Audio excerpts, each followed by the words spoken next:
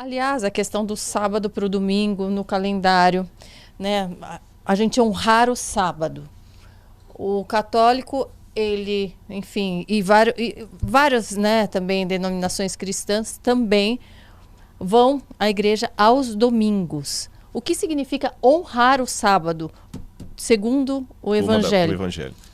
Então, eu posso, por exemplo, ir à igreja ao domingo, mas ao sábado honrar a Deus de outra forma que não seja indo à igreja? De que forma eu estarei honrando? A primeira maneira de honrar o sábado, na minha opinião, e eu quero pedir licença para Guardar o começar já sábado, assim, né? guardar o sábado, a primeira maneira de honrar o sábado é honrando o dono do sábado.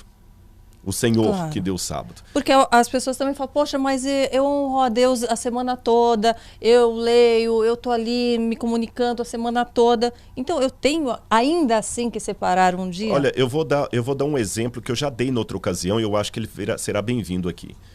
Eu e minha esposa temos um dia do ano que a gente faz o aniversário de casamento, correto? Eu não jogo bola, Karina. Eu nasci com 2 pernas esquerdas e não sou canhoto. Mas vamos supor, já que estou fazendo comparações aqui, que eu fosse um exímio jogador de futebol e amasse jogar bola com os meus colegas todos os domingos de manhã, tá bom? Vamos supor. E eu pergunto assim, há algum problema em casar com um homem que gosta de jogar bola? Penso que não. Não há problema nenhum. É pecado jogar bola? De jeito nenhum. Eu estou traindo a minha esposa por jogar bola? De jeito nenhum. Porém, no dia do aniversário de casamento, se eu largar a minha esposa em casa para ir jogar bola com os amigos, não é de bom tom, não estou sendo inteligente. Ou seja, naquele dia, eu não vou amá-la só no dia do aniversário de casamento. Claro. Tá certo? Eu não vou fazer aquilo por causa dela. Pelo contrário, aquele dia é um dia especial em que eu vou pedir licença à turma. Galera, esse domingo eu não vou aparecer aí no campo, não contem comigo, coloquem outro zagueiro, porque esse é o dia de eu comemorar com a minha esposa. Eu não estou sendo fanático, eu estou apenas dando àquele dia o caráter especial que ele tem. E vou Sim. mais. Esse dia, eu não amo a minha esposa só no dia do aniversário de casamento. E vou mais. Essa comemoração só tem sentido se nós vivermos bem 364 dias do ano.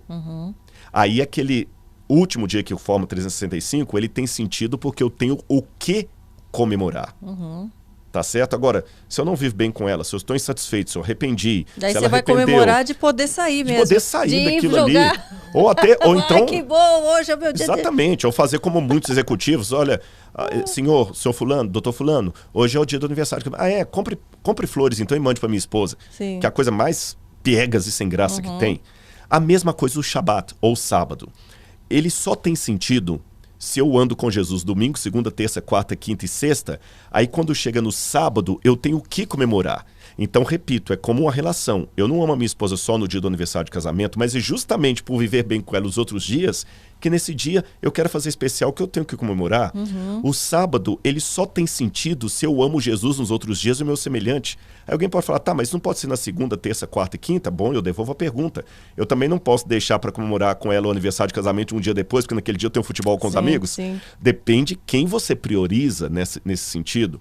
Uma segunda forma que eu tenho de honrar o sábado, ou melhor dizendo, honrar o dono do sábado, é jamais me sentindo superior a quem não guarda o sábado. Isso é uma coisa muito séria. Eu não posso, Karina, de maneira nenhuma dizer, porque tem muita gente que está nos ouvindo agora que guarda o domingo ou não guarda dia nenhum.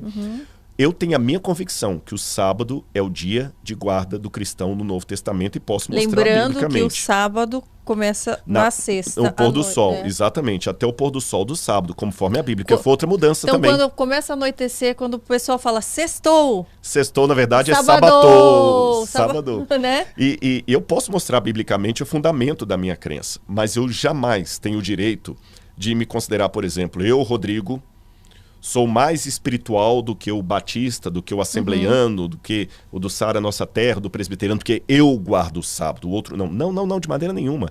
E se você ouvir alguém falando isto, de quem guarda o sábado, ou alguém que guarda o sábado falando isso, ele não está com base bíblica, nem no que a igreja diz. Você está entendendo? Como eu falei, Deus tem filhos em todos os lugares. Eu tenho a convicção que Jesus me pede para guardar o sábado. E alguém pode falar assim, mas é tão complicado, o que não deve fazer no sábado? Isso, Bom, como você guarda. como porque a eu gente sei guarda? que também no judaísmo eles evitam, né, energia elétrica, É. subir de elevador, cozinhar, tem alguns outros, né, Foi hábitos, bom você né? colocar isso. Foi muito bom isso.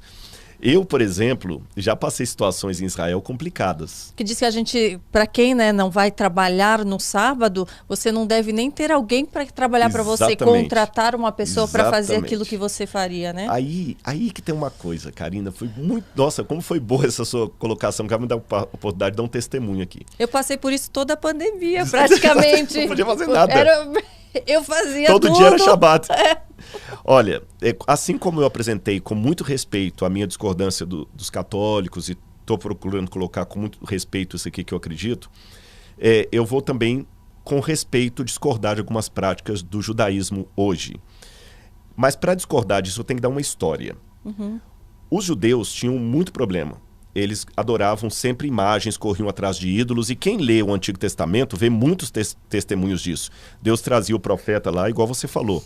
Cuidado, povo, e eles iam atrás de Baal, de Asherah, de Astaroth, dos deuses pagãos e tudo mais. Aí um dia Deus, olha, quem não vem pelo amor, vem pela dor. Trouxe Babilônia, Nabucodonosor, destruiu tudo. O povo judeu ficou tão traumatizado com aquilo que quando terminou o cativeiro da Babilônia, alguns judeus, lá em Minas, diz assim, quem se queima com leite quente, assopra até iogurte. Então, quer dizer, eles ficaram com tanto medo de voltar ali, que antes da Babilônia, a lei era um cerco de proteção do povo. Depois da Babilônia, a lei passou a ser algo a ser protegido. Viu a diferença? Então, essas paredes hoje estão me protegendo do que está lá fora. Mas pode chegar um dia que eu quero proteger as paredes.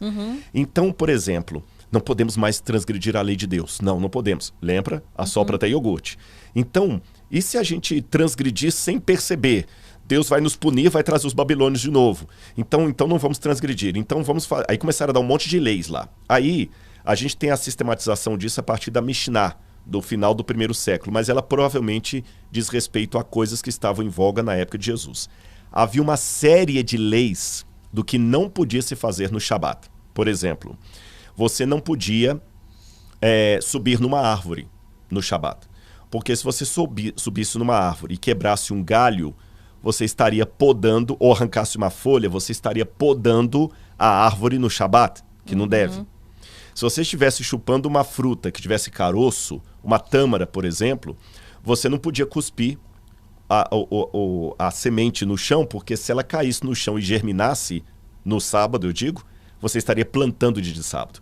Mulheres não podiam olhar no espelho no sábado, porque ela podia ver um cabelo branco, ter a tentação de arrancar, ele estaria fazendo o cabelo no Shabat. Então eles começaram a colocar um monte de regras e mais regras, regras sobre regras. Então no Shabat... Criadas por ele. Por homens. Mulher não pode olhar no espelho, não pode subir em árvore, não pode fazer nada, não pode fazer isso, não pode fazer aquilo, não pode fazer aquilo. Tem até uma piadinha que o pessoal conta, que uma família de guardadores do sábado queria mostrar para as crianças que o sábado é o dia feliz. Aí eu falei, papai, hoje é o dia feliz, hoje é o dia feliz. Papai, depois de a gente voltar da igreja, o senhor andaria de bicicleta comigo? Não, hoje não pode andar de bicicleta. Por quê? Porque hoje é o dia feliz. Tá bom. Papai, o senhor pode brincar comigo? Não, hoje não pode brincar, porque hoje é o dia feliz. Quando dava 11 horas, me perguntava assim, papai, falta muito para acabar o dia feliz? Quer dizer, o sábado virou não tava tão fardo, feliz. não estava tão feliz. E quando Jesus vem, o judaísmo estava impregnado dessas coisas que estão até hoje.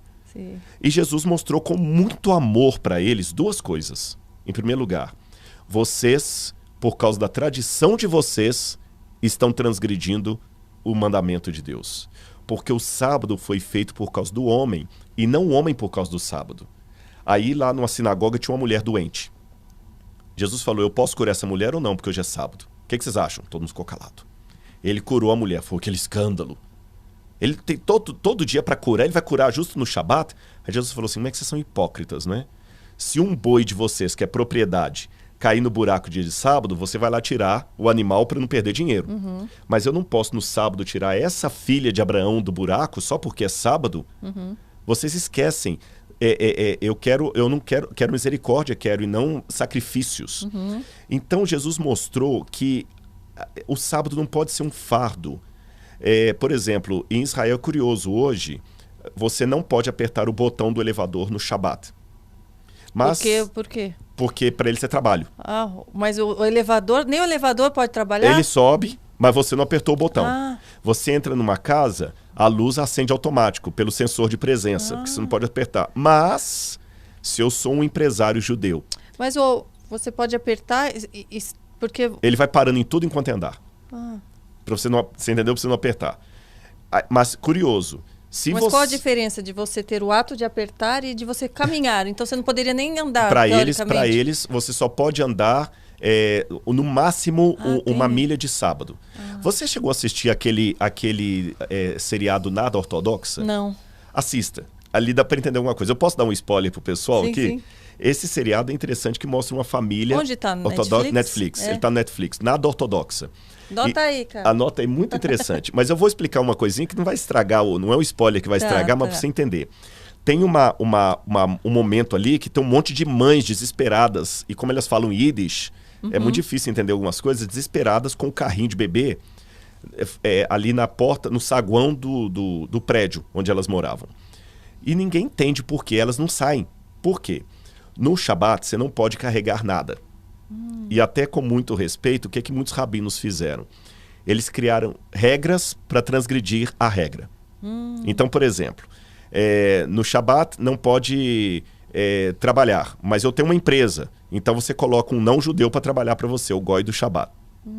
Tem o caso de um dono de um banco que ele conseguiu fazer uma cláusula que toda sexta-feira o banco passava para um outro dono e voltava para a mão dele depois do sábado, para que o banco negociasse no Shabat. Por isso que Jesus falou, olha, vocês como mosquito engolem o camelo. Aí nesse cena do lado Nada Ortodoxa, por que elas estavam desesperadas? Os rabinos decidiram assim, bom, não pode carregar nada no Shabat, mas as mães têm que levar o carrinho de bebê para a sinagoga. Então como é que elas fazem para empurrar o carrinho no Shabat se não podem? Aí os rabinos colocaram, bom, então é simples. Acho que é Herug, acho que o nome que fala em Yiddish, é como se fosse assim, 2 fios, sabe onde tem um fio de luz? Eles colocam 2 fios e naquele caminho ali, as mulheres podem empurrar o carrinho do bebê até a sinagoga. É uma exceção. E nesse dia do filme, teve um problema lá que esse fio rompeu, soltou. Como ele soltou, as mães não sabiam o que fazer.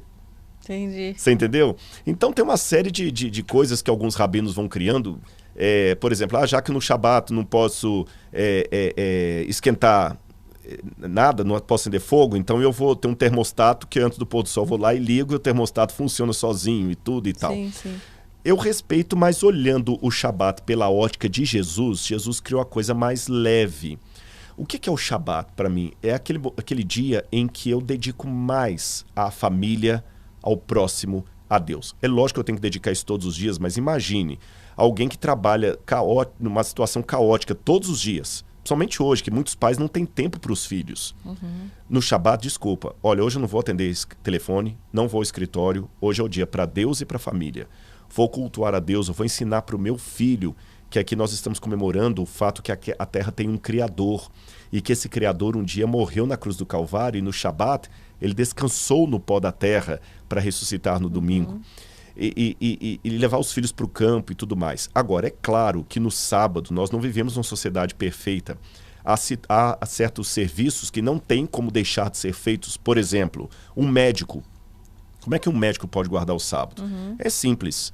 Se ele é uma cirurgia, é uma situação de emergência, como a mulher que Jesus curou, ele vai atender no sábado. Agora, se ele é um médico, um cirurgião plástico, não é nada de vida ou morte, ele pode marcar essa cirurgia para outro dia. Aí alguém pode falar, tá, Rodrigo, mas um médico é fácil. Uma empregada doméstica, precisa tudo mais e tudo. Eu digo para você apenas uma coisa. No mundo deve haver, pelo menos, se eu contar os judeus, deve haver no mundo mais ou menos uns 30 a 40 milhões de seguidores, de guardadores do Shabat, entre cristãos e judeus. 40 milhões mais ou menos. E dentre esses 40 milhões, você tem empregada doméstica, você tem office boy, você tem motoboy, tem motorista de Uber, você tem empresário, você tem intelectual, tem professores, e todo mundo deu um jeito, fez a sua faculdade. E Deus nos dá provas. E eu já vi muitas situações em que Deus abre portas para a gente. Eu vou contar só um exemplo. Eu tenho um amigo que ele tinha um professor ateu, que debochava das coisas e na sexta-feira ele já pedia, no Brasil pelo menos nós temos uma liberação do governo para isso, que você tem o direito de não ir às provas no sábado e tudo mais. O governo federal permitiu isso para adventistas, judeus, cristãos guardadores do sábado. Você faz a prova num outro horário. Até a prova do Enem saiu do sábado para respeitar essas minorias religiosas. Mas tinha um professor que falou assim, a minha prova vai ser na sexta-feira à noite. Para provocar esse meu colega. Ele falou, professor, sexta-feira à noite eu não posso vir. Se vira. Eu quero ver o seu Deus. Às vezes fala assim, pede o seu pastor para te liberar. Não é questão do pastor, a pessoa tem uma convicção você ter a pessoal. é. Aí esse professor falou, eu vou dar a prova e peço ao seu Deus para dar uma nota para você. Quero ver. Mas ele falou de propósito, para ver se o menino iria ou não. Ele não foi. E ele precisava daquela prova para passar o de ano. Sabe o que aconteceu? Na segunda-feira ele chegou lá, não teve na essa escola, prova para ninguém. não teve, sabe por quê? O professor ficou justamente doente, naquela sexta, teve uma enchente em Belo Horizonte e o professor ficou com o carro dele preso ali no trânsito e veio uma água, entrou no carro dele e levou todas as provas que estavam no banco do passageiro ali e ele não tinha fechado o vidro por qualquer razão. E o professor falou com ele assim, eu nunca mais brinco com o seu Deus. E eu podia ficar aqui 3, 4 horas contando histórias e mais histórias maravilhosas. Agora, a última coisa para fechar essa resposta.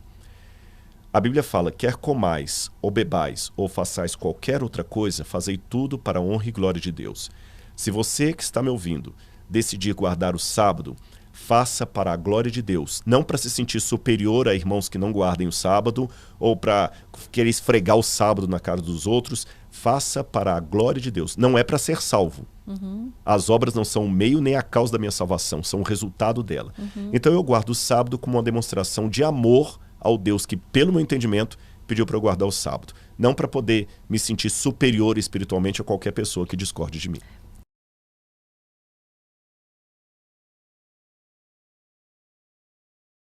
Incrível esse trechinho, não é? Então imagine o bate-papo completo.